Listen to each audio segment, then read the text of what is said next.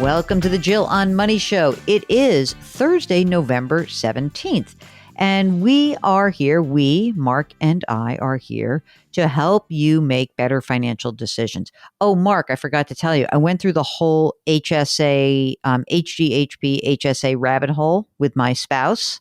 Do you know what your out-of-pocket maximum is on your plan if you do this? I'd have to look. I did read it earlier when we were doing this, but I'd have to look. Oh my God. Ours is so high that it may not be worth it. I mean, just because we're all so old. Like if we were young, maybe, but it's a big number, dude. It's definitely more advantageous if you're on the younger side. I know. When you're old farts like us, it may not make sense. Anyway, this is going to be a great thing for many people. I'm not sure that we're going to be able to take part in it because it's just, we're late in our lives and the out of pocket is so much and we're old farts. So who knows? But I will say that I don't think we're going to do it. Okay, let's get to your questions. This is from Louise, who writes, Jill and Mark, first off, you guys rock. I've learned so much from you. I've got a totally different view of money, and it feels so much better than my previous view. That makes me feel good. I just turned 64, and I'm recently divorced. Wow, that sucks. I feel I have somewhat of a grip on my finances, but I could use your insight to make sure I'm going in the right direction. I feel like I'll be okay, but then again, ... You know that, then again. Okay, here's what's going on with Louise. I'm retired. I receive a pension of $2,300 a month. Health insurance is fully covered until I'm 65. That's so good. I recently sold my home. I purchased a home closer to my child. I have a $118,000 30-year mortgage at 4%. House is worth $275,000, no other debt. I have options to work part-time and earn about $1,000 to $1,500 a month. I still fully fund my Roth every year with my part-time income. I would like to stop working by the time I'm 66, if not sooner. Social Security at full retirement, $2,040 a month. My monthly expenses are $3,600 a month. 36 pension. So that looks like we're good. We're good. We got expenses, Social Security, pension are $4,300. Monthly expenses are $3,600. So it looks like net after taxes, probably perfect. Now, I would like to be able to spend $5,000 a month to do some of the things that I enjoy. Okay, let's see if she can do it. The Roth IRA has $560,000. Rollover IRA 123. 403B 67. So now 560, 760. Brokerage account 260. Brokerage account with digital advisor, blah, blah, blah, all bunch of money. A variable life insurance policy. Bottom line is you can spend $5,000 a month because you got $1 million saved. And so here's something that's interesting. So let me just talk about these variable life insurance policies. She owns a variable life insurance policy on her ex. It has a cash value of $122,000. She's got a variable life insurance policy on herself with a cash value of $123,000. I don't know what to do with them. She says she still makes monthly payments. Okay, stop making monthly payments on those. I've just saved you $550 a month. She says, I understand cashing them out could result in a taxable event on the amount over what's paid into the policies. So she's paid in $149 and she would take out about $250. So what should she do with these? She said, my thought is to convert my rollover IRA to a Roth. Should I stop paying into the Roth? Her income's $42,000 and she has to pay capital gains on a rental property that was sold. Here's what I think. $42,000. Whatever you pull out of these policies is going to be ordinary income. Why don't we do this over the next 2 years? Why don't we take one policy and cash it out this year and pay the tax due? And then in January or February, do the same thing with the second policy because you've got low income right now. And I don't see exactly why we need to actually try to negotiate that. We'll just pay the tax that's due. Who cares? And you could do this and then do it before you hit Social Security age. You can make all your get all your taxes behind you. And I don't know. I'm not sure that you need to do much more than those two annuities and have the cash that's available. Even after taxes, you're not going to have that much of a hit. You're probably going to have $75,000. That'll help you for the next couple of years.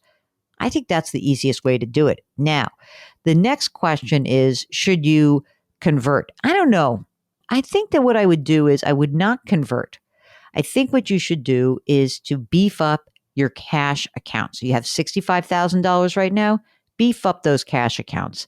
And you'll be helped by the variable life insurance policies with those cash values. Even after you pay the taxes, you'll have the tax that's due. That'll give you a few years. Let's see really if you're spending $5,000 a month or not when you retire. I don't know. Maybe you're going to be paying more like $4,000.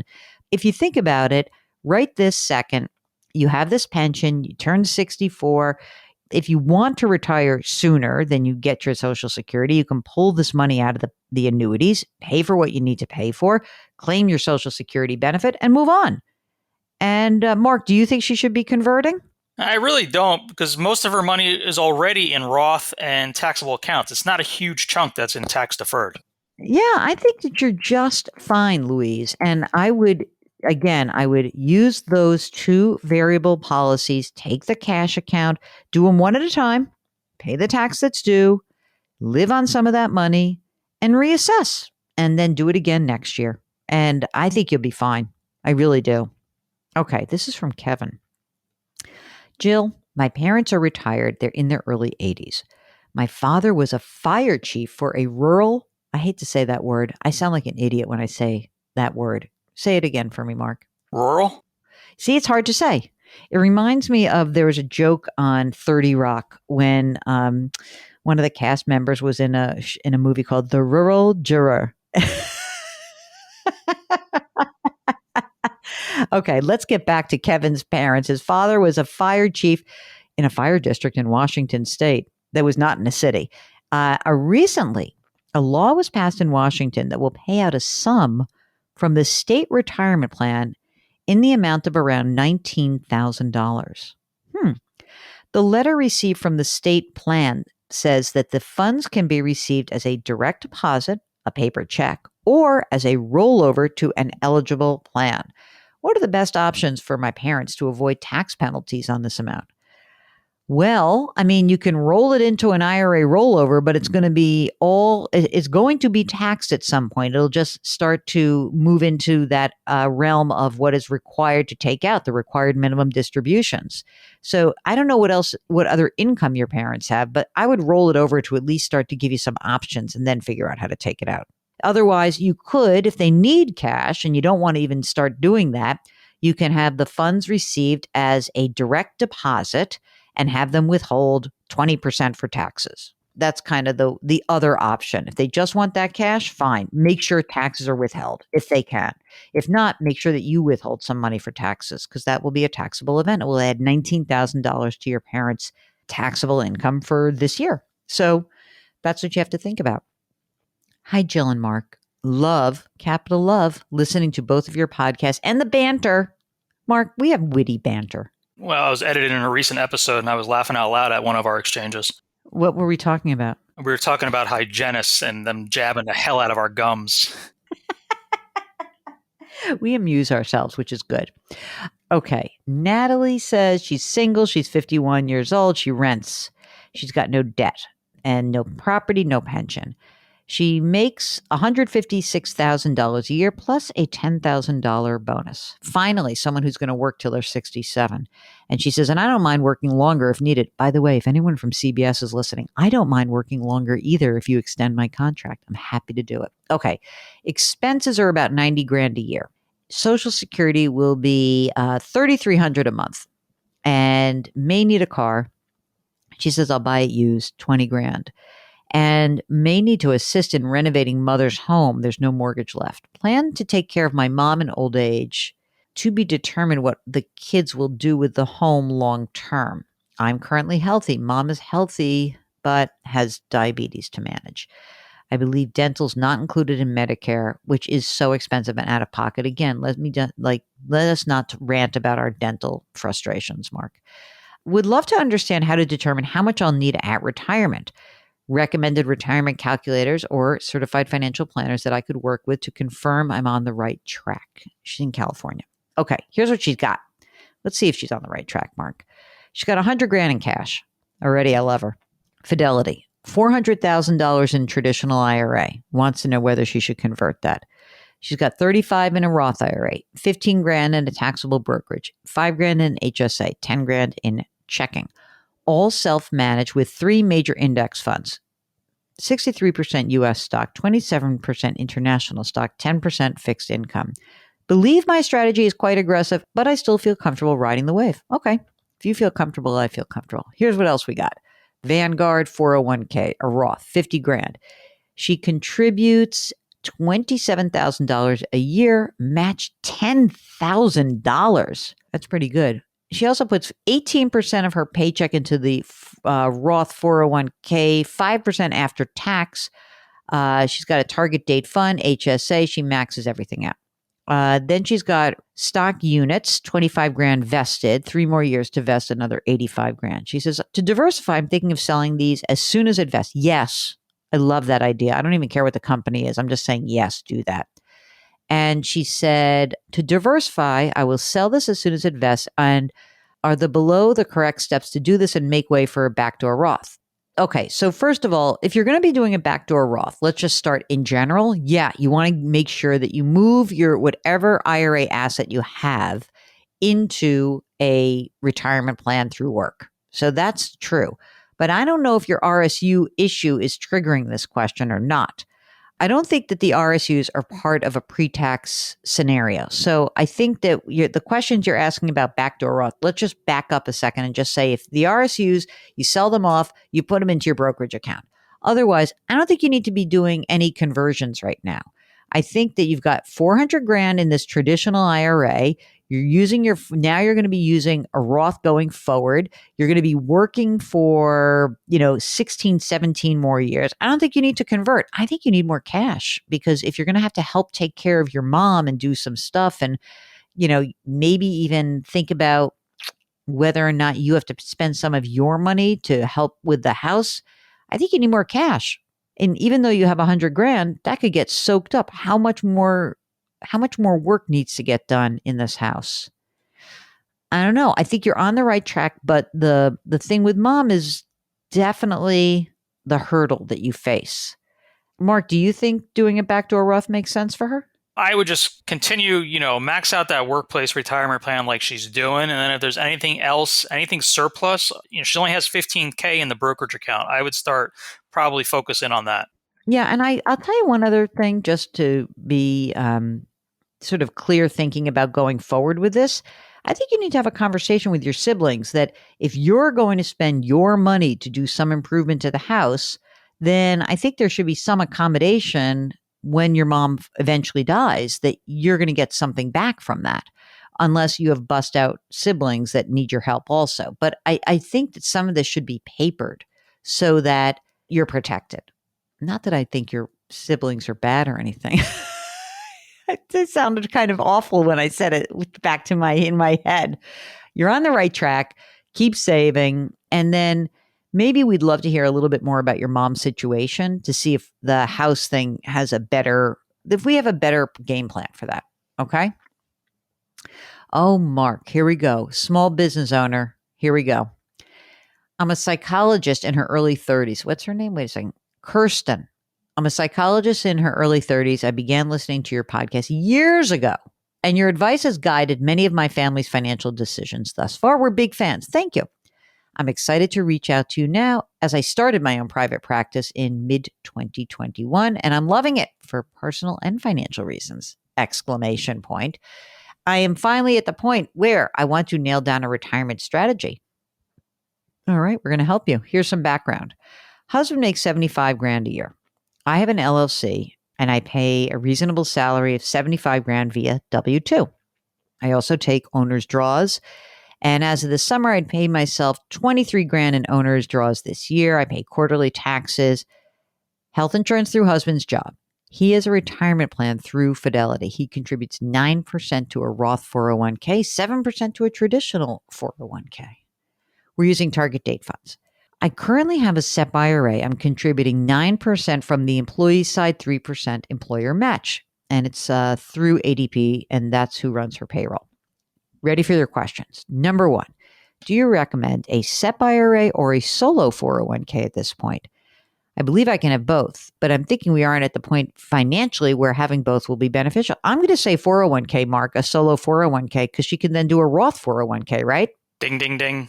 Okay. Number one answered. Solo 401k, use a Roth. I have a Roth IRA through Vanguard and a retirement plan through my former employer with about $5,400. And here she goes. She says, I'm thinking about opening a solo 401k through them. I don't know much about the pros and cons. If you agree that I should open the solo 401k, traditional versus Roth, we want you to do a Roth. As a side note, we started with over $95,000 of student loans in 2015. We have a balance of $26,000. We've been taking a break and paying the loans to save for a down payment. We currently have $54,000 in our savings account we plan to use to buy a home in 1.5 years. I want to share this information as saving for a large down payment is part of our short-term goals. Okay, here's what I think. I think that you should use a 401k. You should use a solo 401k with the Roth option. I think that your husband should also probably be using his Roth 100%. Do you agree with that, Mark? Yes, I was going to say that. You beat me to it. All right, good. I do think that if you're saving for a home, you might have to pull back on your 401k contribution because it doesn't sound like you have that much money saved for a house. And so, when you say you've got $54,000 in a savings account, how much you have to pay for a house? I don't know where you live.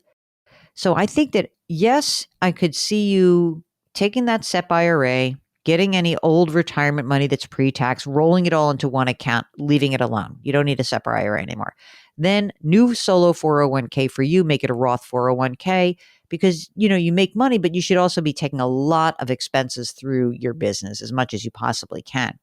For your husband, I think he should use a Roth 401k as well. But you guys need to be saving more money, I think, for a house. So if that meant that if you look at your husband and you say that he is putting in 9% to his 401k, his Roth 401k, 7% to the traditional. So he's putting away a lot of money. What if you both tried to just do, I don't know, 10%, Mark, each for each of them in a Roth 401k? And the rest of the money and the rest of the cash flow has to go into cash. Because if you buy a house, I presume your expenses are going to go up. And it seems like you need more money for a down payment. If we're wrong, if all of a sudden you're telling me like, no way, I got a house here that I can buy for $150,000 and I'm wrong about this, then please get back in touch with us. But I think you're a little light on your savings for the house. That's what I think. Good job, though, knocking off $70,000 of student loan debt in 7 years. $70,000 in 7 years. It's pretty good. I have to say that this student loan forgiveness seems to me a bit of a cluster blank right now. Are you counting on it going through or not, Mark? If I had student loans, there's not a chance that I would be counting on it. If it happens, great, but there's no way I'm counting on it. Does that mean you should pay off what you can now at 0% interest and leave yourself with the $10,000? I would, yeah. You heard it here. Mark Talercio says, pay it off. And if you have the $20,000 forbearance that's coming, then, pay up to that. But be prepared. This could really vanish, gang. I know we were all looking forward, unless you're part of the public school loan forgiveness plan. That's different. Then you have a shot. I think we're done today. It's a week until Thanksgiving. Mark, I ordered my pies. I ended up going to Ore Washers, which I love Ore Washers, which is up here on the Upper West Side. I ordered, here's my order exactly. 1 classic apple, 1 pumpkin, Jackie, she loves pumpkin, half dozen mini black and white cookies, which I love. I think Ore Washers has great black and whites. 1 4-pack chocolate chip cookie, 1 3-pack chocolate brownie. What do you think? Sounds good. I'm gonna make an apple pie. Amanda's gonna make a ricotta pie. That's her staple. Oh, I gotta taste that. I think I'll come down next week because I still have your present from Greece sitting in my closet. I just realized it yesterday. Okay, gang, that's it. That is the program. Thanks so much for listening. And we remind you to please lift someone up today. Grit, growth, grace. Thanks for listening. We'll talk to you tomorrow.